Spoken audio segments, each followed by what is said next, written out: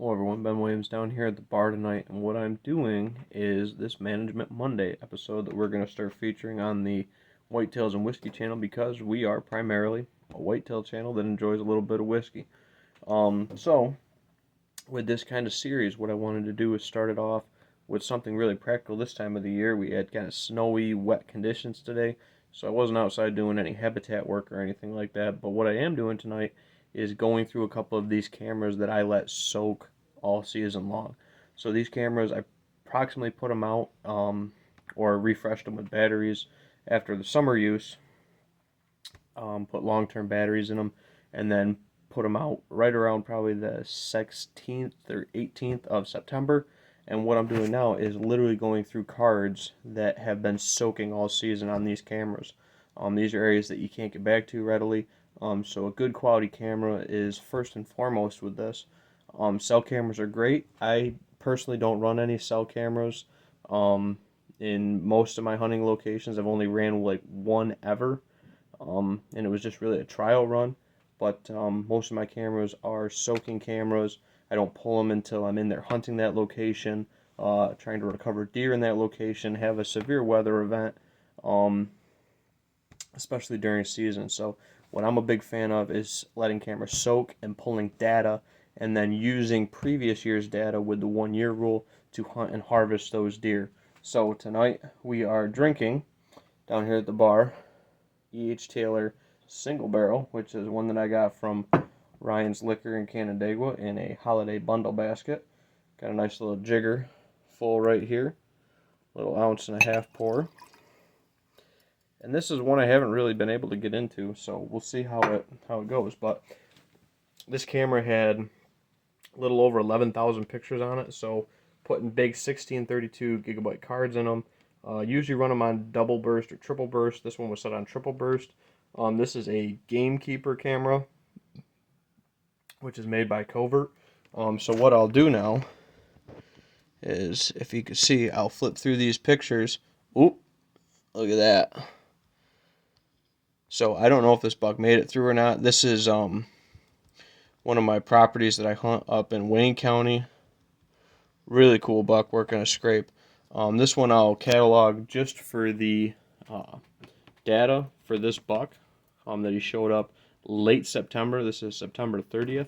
So what I'll do, and this is how I do this, I will get out of it. Oh, skipped a step.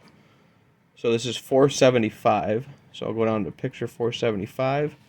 I will click on it and drag it into the appropriate farm folder that I have over here on my desktop. And then in doing so, you'll see I categorize specific bucks, specific folders for other cool pictures and stuff like that.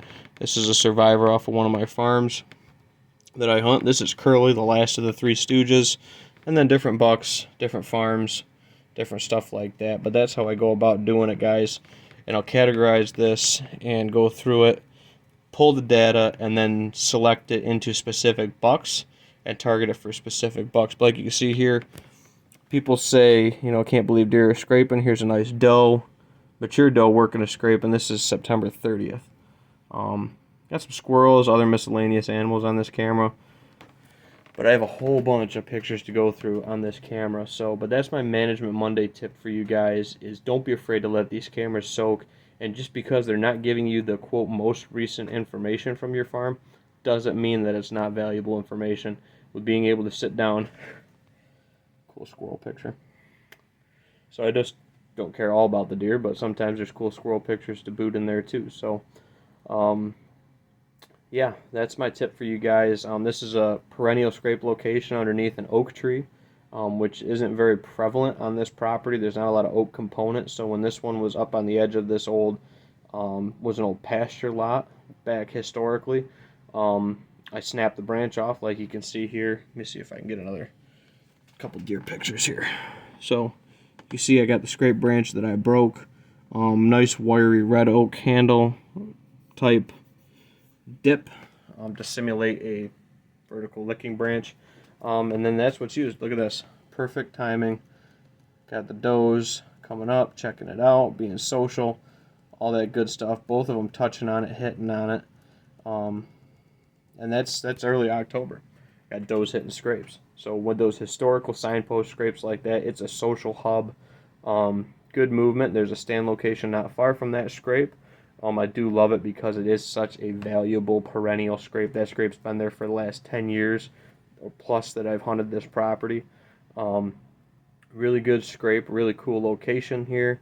Edge of an old pasture lot with a creek bed and all sorts of other kind of key habitat features that make this such a nice focal point for a trail camera location.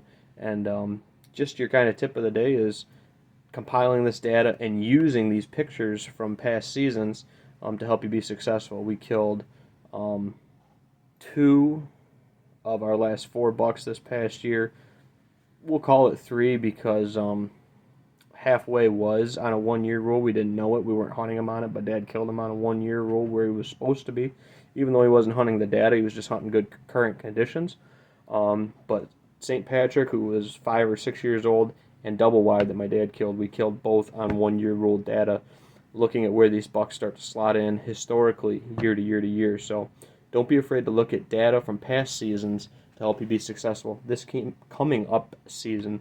And that's your tip tonight from the Whitetails and Whiskey podcast here on a Management Monday. Hope you guys are out there getting some habitat work done. I know we're going to get the saws fired up. Just got all my chains sharpened the other day.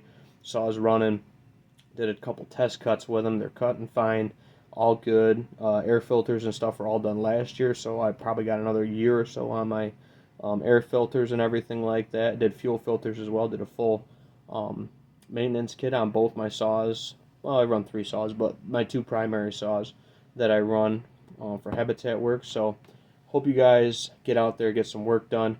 Maybe compile some trail camera data and start looking at it, even if it's not for specific bucks. Specifically keying in on when doe groups on certain parts of properties that you hunt or on the property that you hunt if it's a smaller acreage are starting to cycle in or bucks start to come in historically.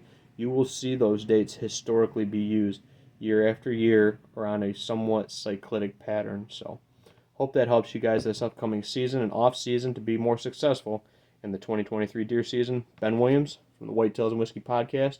Cheers, guys. See y'all next time down here on the bar. Take care.